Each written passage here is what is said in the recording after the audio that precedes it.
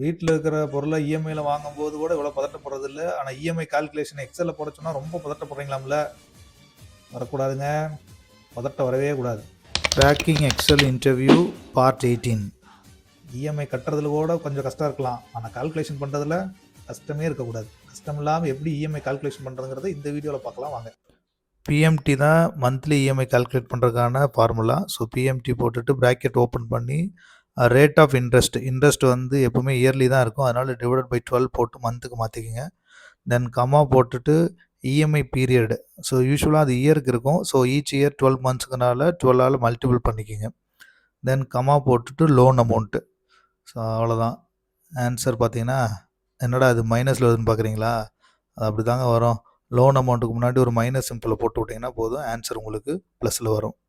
So அப்புறம் XL interview question கேட்டு நிறையா டிஎம் வருதுங்க. நான் ப்ரிப்பேர் பண்ணிக்கிட்டு இருக்கிறேன். கூடிய விரைவில் அப்லோட் பண்ணுறேங்க.